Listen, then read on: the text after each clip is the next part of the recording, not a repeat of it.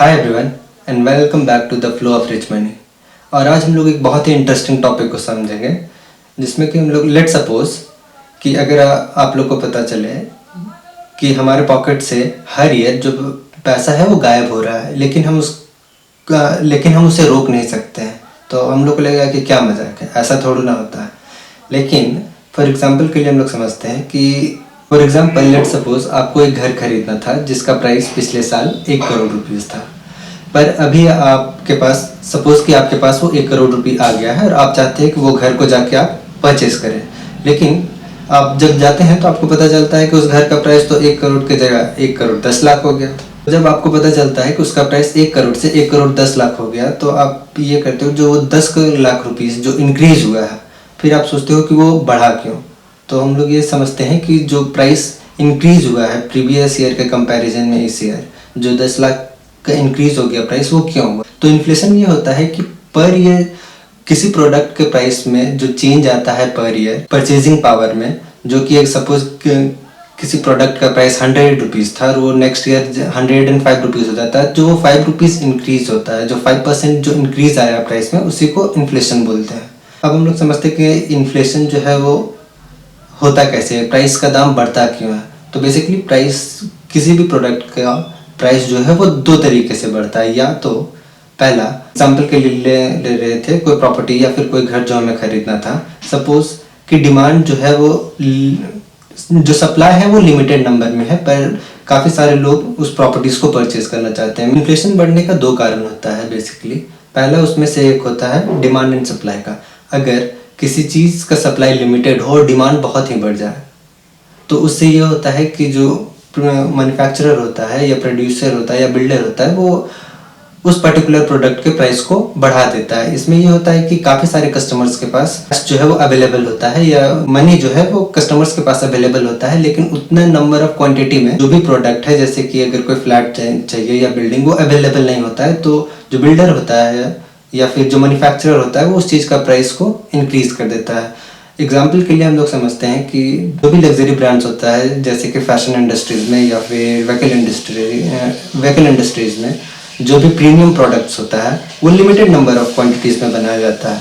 जैसे कि अगर कोई कार हो, वो लिमिटेड एडिशन में अगर जब बनाया जा रहा है, तो वो लिमिटेड अमाउंट ऑफ मार्केट में अवेलेबल होता है। डिमांड पुल इन्फ्लेशन, इसमें ये होता है कि डिमांड बहुत ज़्यादा होता है, लिमिटेड अमाउंट ऑफ सप्लाई होता है, इसके वजह से जो प्रोडक्ट है उसके प्राइस को इंक्रीज कर दिया जाता है मैन्युफैक्चरर के द्वारा। और दूसरा यह होता है कॉस्ट पुश इन्फ्लेशन, जिसमें यह होता है कि कॉस्ट बढ़ जाता है कोई भी प्रोडक्ट का उसके मैन्युफैक्चरिंग करने में। जैसे कि अगर कोई बिल्डिंग है जो अभी तैयार हो रहा है, तो पर ईयर जो कंस्ट्रक्शन कॉस्ट होता है या फिर उसका मटेरियल कॉस्ट होता है, वो पर ईयर बढ़ते जाता है। इस वजह से उस प्रोडक्ट का जो फाइनल कॉस्ट जो तैयार होकर आता है वो भी बढ़ जाता है। तो उसे हम लोग बोलते हैं कॉस्ट पुश इन्फ्लेशन होता है। तो बेसिकली दो टर्म्स का इस्तेमाल किया जाता है इन्फ्लेशन को मेजर करने के लिए। पहला होता है कंज्यूमर प्राइस इंडेक्स, जिसको बोलते हैं सीपीआई, और दूसरा होता है प्रोड्यूसर प्राइस इंडेक्स, जिसको पीपीआई बोलते हैं। कंज्यूमर प्राइस इंडेक्स में ये होता है, सीपीआई को ऐसे कैलकुलेट किया जाता है कि एक बास्केट तैयार किया जाता है जिसमें मल्टीपल प्रोडक्ट्स को रखा जाता है। जनरली वो हाउस होल्ड प्रोडक्ट्स होता है, तो उसे कंज्यूम करने में या फिर उसका टोटल कॉस्ट क्या होता है पर ईयर, उसे कैलकुलेट किया जाता है प्रीवियस ईयर के बेसिस पे। जो भी प्रीवियस ईयर उसी बास्केट को परचेस करने में कितना प्राइस लग रहा था और इस ईयर कितना लग रहा है, उन दोनों को का जो परसेंट डिफरेंस होता है उसी को बोलते हैं basically inflation. Producer price index में ये होता है कि जो प्रोड्यूसर कोई भी प्रोडक्ट को डेवलप कर रहा है या बना रहा है, तो उसे बनाने में उसे कितना कॉस्ट आ रहा है, वही सेम प्रोडक्ट जो वो तैयार कर रहा है। जैसे कि अगर कोई कंपनी एक बाइक को बना रहा है, तो उस बाइक के सारे कंपोनेंट्स में कंपनी कितना पैसे को खर्च कर रही है बनाने में इस साल, और उससे वो कंपेयर करता है प्रीवियस ईयर से कि प्रीवियस ईयर उसी सेम प्रोडक्ट को बनाने में कितना पैसा लगा था। उसके अनुसार से जो प्रोड्यूसर है वो अपना इंडेक्स को पब्लिश करता है। जनरली जब भी कोई प्रोडक्ट का इनिशियल कॉस्ट बढ़ता है उसे मैन्युफैक्चरिंग करने में, तो अल्टीमेटली वो उसका फाइनल कॉस्ट को भी इंक्रीज कर देता है, जो कि पे करना पड़ता है कस्टमर को एज अ फाइनल प्रोडक्ट। और इससे ये होता है कि इन्फ्लेशन जो है वो बढ़ के आता है, क्योंकि उस प्रोडक्ट को पर्टिकुलरली मैन्युफैक्चरिंग करने में कॉस्ट बढ़ जाता है। अब हम लोग समझते हैं क्या इन्फ्लेशन जो है वो सही है या नहीं।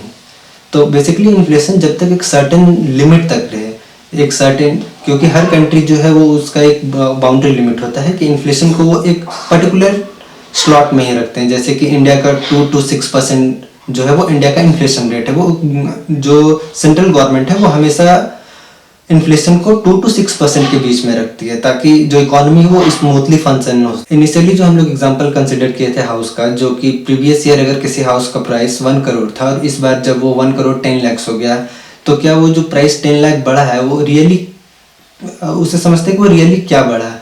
बेसिकली ये होता है कि जो करेंसी नोट का पिछले साल जो पावर था कि वो 1 करोड़ में उस प्रॉपर्टी को परचेज कर 1 CR जो वैल्यू था उस हाउस का, वो इस साल भी 1 CR ही है अगर इकोनॉमिक पॉइंट ऑफ व्यू से। लेकिन जो करेंसी का पावर है, जो करेंसी का वैल्यू है वो डिक्रीज कर गया है, जिससे वो एक्चुअल जो प्राइस जो 1 CR to 1.1 CR जो हो गया है, वो एक्चुअल जो करेंसी का वैल्यू डिक्रीज होने की वजह से उसके प्राइस जो है वो इंक्रीज हो। परचेजिंग पावर सिंपली इसका मतलब ये होता है कि आपके पास जो मनी है उसका क्या पावर है। मीन्स कि अगर किसी चीज को आप 100 रुपीज में इस ईयर को पर्टिकुलरली परचेज कर पा रहे हैं, और अगर अगले साल भी अगर आप 100 रुपीज में उस सेम प्रोडक्ट को परचेज कर पा रहे हैं विद द सेम क्वांटिटी, तो इसमें ये हुआ कि आपका जो करेंसी का परचेजिंग पावर है वो इंटैक्ट रहा, मतलब कि वो एकदम इफेक्टिव रहा, वो अपने पावर को लूज नहीं किया। पर अगर आप किसी प्रोडक्ट को, वही प्रोडक्ट को इस साल 100 रुपीज में परचेज किए हैं और अगले साल उसका प्राइस 105 रुपीज हो गया, तो जो ये 5 रुपीज इंक्रीज हुआ है वो करेंसी अपने वैल्यू को 5 रुपीज वो डिक्रीज किया है। मतलब कि जो 5 रुपीज जो इंक्रीज हुआ 100 to 105, जो अभी उसका एक्चुअल वैल्यू जो हो गया है, करेंसी अपना जो वैल्यू है वो सेम वैल्यू जो प्रीवियस ईयर 100 पे हो रहा था, वो अब करेंसी का वैल्यू 105 पे वो सेम क्वांटिटी को डिलीवर कर पा रहा है। इससे ये हुआ कि जो करेंसी है वो अपने वैल्यू को रिड्यूस किया। तो अब हम लोग समझते हैं कि क्या इन्फ्लेशन सही है या फिर इन्फ्लेशन का क्या इम्पैक्ट है। तो बेसिकली इन्फ्लेशन जो भी है हो रहा है, उससे ये होता है कि जब तक इन्फ्लेशन एक कंट्रोल्ड लिमिट में रहे, जैसे कि एग्जांपल के लिए हम लोग समझते हैं इंडिया का जो इन्फ्लेशन रेट है वो बेसिकली सेंट्रल गवर्नमेंट जो कि RBI है वो 2 to 6% के बीच में हमेशा रखता है। तो इससे ये होता है कि इकोनॉमी इफेक्टिवली चल पाता है, क्योंकि वो रेंज जो है वो इकोनॉमी को अच्छे से बिल्डअप होने में या फिर इफेक्टिवली और स्मूथली चलने में हेल्प करता है। लेकिन वही अगर हम लोग समझते हैं कि इन्फ्लेशन जो है वो बहुत ही तेजी से बढ़ने लगा है, मतलब कि अभी अगर इन्फ्लेशन 2 to 6% की जगह अगर बहुत ही तेजी से बढ़ने लगे तो वो एक इकोनॉमी के लिए कंसर्न हो जाता है, जो कि सेम एग्जांपल हुआ था। एग्जांपल के लिए हम लोग समझते हैं कि हाइपर इन्फ्लेशन एक एग्जांपल के लिए कंसिडर करते हैं, जो कि वेनेजुएला के साथ हुआ था कि वो अपने करेंसी के वैल्यू को इतना ज्यादा डिक्रीज कर दिया था कि इन्फ्लेशन बहुत ही तेजी से स्काई रॉकेट हुआ। क्योंकि जब यूएस गवर्नमेंट वेनेजुएला पे सैंक्शन, इकोनॉमिक सैंक्शन लगाया, तो इससे ये हुआ कि जो उसका रेवेन्यू है वो बहुत तेजी से डिक्रीज, और फिर वहां की जो गवर्नमेंट है उन्होंने काफी ज्यादा अमाउंट में अपने करेंसी नोट को प्रिंट किया। इससे ये हुआ कि उससे इन्फ्लेशन बहुत ज्यादा बढ़ गया, क्योंकि हर पीपल के पास एक्सट्रीम अमाउंट में नोट्स था या जो मनी था वो अवेलेबल था, लेकिन वो मनी जो था वो अपने पावर को लूज कर चुका था क्योंकि वो बहुत ज्यादा नोट्स के प्रिंट की वजह से। सेम केस हुआ था जिम्बाब्वे के साथ 2000 में, जो कि उसका इन्फ्लेशन रेट है वो हर दिन डबल होते जा रहा था। मीन्स कि अभी अगर किसी प्रोडक्ट का प्राइस 100 रुपीज है तो नेक्स्ट डे वो 200 रुपीज, मीन्स 100% से पर डे उसके इन्फ्लेशन को हो रहा था, जो कि 1 बिलियन% तक वो चला गया था with in period of 1 to 2 year में, जो कि उसके इकोनॉमी के लिए बहुत ही ज्यादा ड्रास्टिकली फॉल किया, बहुत ही बुरे तरीके से उसके इकोनॉमी को खराब कर दिया।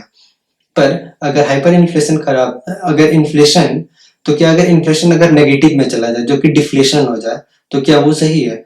उसे हम लोग ये समझते हैं, पर उससे पहले हम लोग ये समझते हैं कि इन्फ्लेशन जो है वो सही क्यों। इन्फ्लेशन सही इसलिए है क्योंकि अगर सपोज आपको अगर कोई प्रॉपर्टी अगर आप उससे अभी 1 CR में परचेज कर रहे हो, तो आप क्यों कर रहे हो? क्योंकि आपको पता है कि वो नेक्स्ट ईयर उसका वैल्यू है वो बढ़ जाएगा, 1 करोड़ से 1.1 करोड़ या फिर 1.2 करोड़ हो जाएगा।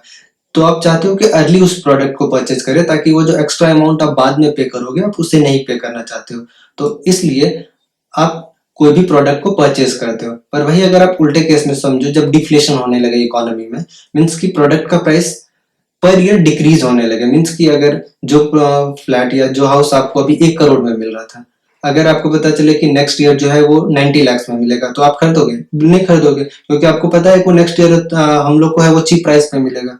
तो हम लोग उस प्रोडक्ट को नहीं खरीदेंगे। फिर उस नेक्स्ट ईयर जब आएगा तो आप सोचोगे 90 की जगह अब तो वो अगले साल 80 में चल जाएगा, तो आप कभी भी उस प्रोडक्ट को परचेज नहीं करोगे। तो इससे प्रॉब्लम ये होगा इकोनॉमी में कि डिमांड जो है वो मार्केट में रहेगा नहीं, और जब जब सप्लाई बढ़ते जाएगा तो प्राइस हमेशा डिक्रीज होते जाएगा, और जब डिमांड एंड सप्लाई मैच नहीं होता है या फिर फुलफिल नहीं, तो फिर जॉब से वो अनएम्प्लॉयमेंट बढ़ता है। अनएम्प्लॉयमेंट बढ़ता है तो उससे लोगों के पास इनकम जो है वो नहीं हो पाता है। इनकम नहीं होता है तो एक्सपेंड नहीं कर पाते हैं। इससे ये होता है कि जो कंट्री है या इकोनॉमी है वो डिप्रेशन में चला जाता है। मतलब कि वो बहुत ही अपने वैल्यू को खोने लगता है, जो कि ऐसा इंसिडेंट हुआ था 1929 में जब द ग्रेट डिप्रेशन आया था। इस टाइम ये हुआ था कि अनएम्प्लॉयमेंट इतना बढ़ गया था, या हाँ, अनएम्प्लॉयमेंट बहुत ही बढ़ गया था। ये बेसिकली इसलिए हुआ था क्योंकि मार्केट में डिमांड था ही नहीं और सप्लाई प्रेजेंट था। किसी के पास उतना मनी था ही नहीं कि वो कोई भी चीज को अफोर्ड कर सके या परचेज कर सके। इसके वजह से ग्लोबल ग्लोबल लेवल पे बहुत ही इकोनॉमिक ये डाउनफॉल आया, और ये आज तक का सबसे बड़ा इकोनॉमिक डिजास्टर माना जाता है। और उस टाइम डिफ्लेशन, बेसिकली डिफ्लेशन का जो टर्म है उस टाइम पे काफी यूज हो रहा था। तो इससे हम लोग को ये पता चलता है कि इकोनॉमी को इफेक्टिवली चलने के लिए इन्फ्लेशन भी जो है वो बहुत इंपॉर्टेंट है। जब तक इन्फ्लेशन पॉजिटिव में रहेगा और लिमिटेड में रहता है तो इकोनॉमी अच्छे से चल पाता है, नए जॉब्स को क्रिएट कर पाता है, लोगों के पास मनी का फ्लो है वो बढ़ता है, वो अच्छे से एक्सपेंस कर पाते हैं। इस तरीके से जो इकोनॉमी है वो बहुत ही स्मूथली फंक्शन करती है। इन्फ्लेशन की वजह से जो भी मनी है वो जब अपना परचेजिंग पावर को लूज करता है, तो हम लोग उसे प्रोटेक्ट करने के लिए क्या कर सकते हैं? बेसिकली प्रोटेक्ट करने के लिए बहुत सारे स्टेप्स हैं जो हम लोग ले सकते हैं। जैसे कि अपने मनी को ऐसे एसेट क्लास में इंट्रोड्यूस करना जो कि इन्फ्लेशन को बीट कर सके। जो कि अगर हम कहीं पे जो अभी हमारे पास अवेलेबल पैसा है उसे हमें वहां इन्वेस्ट करना चाहिए, ताकि वो इन्फ्लेशन को बीट करके हाईयर रेट ऑफ रिटर्न्स आपको जनरेट करके दे, ताकि आप आपका वैल्यू जो आपके पास मनी है वो अपने परचेजिंग पावर को खोए नहीं। तो वो कैसे कर सकते हैं? बेसिकली आप इन्वेस्टमेंट कर सकते हैं कई सेक्टर में, जैसे कि स्टॉक्स में कर सकते हैं, रियल एस्टेट में कर सकते हैं, कमोडिटीज में इन्वेस्टमेंट कर सकते हैं, ताकि वो इन्फ्लेशन को बीट करे और आपके परचेजिंग पावर को हमेशा आपके कंट्रोल में रखें। और भी स्टेप्स ले सकते हैं, जैसे कि अपने पोर्टफोलियो को डाइवर्सिफाई कर सकते हैं, जैसे कि अलग अलग सेक्टर्स में अपने पैसे को इंट्रोड्यूस कर सकते हैं, ताकि आपका जो रिस्क है वो मिनिमम हो सके और इफेक्टिव रेट ऑफ रिटर्न आप प्रोड्यूस कर सकें। इन्फ्लेशन जो है वो हमेशा इकोनॉमी को इफेक्टिवली चलने में हेल्प करता है। जो कि इन्फ्लेशन है वो उसे कंट्रोल करता है सेंट्रल गवर्नमेंट, ताकि जो इकोनॉमी है वो बहुत ही अच्छे से चल सके और लॉन्गर पीरियड ऑफ टाइम में एम्प्लॉयमेंट को अच्छे तरीके से जनरेट कर पाए। तो अगर आपको ये वीडियो पसंद आया हो तो आप लाइक शेयर एंड सब्सक्राइब कर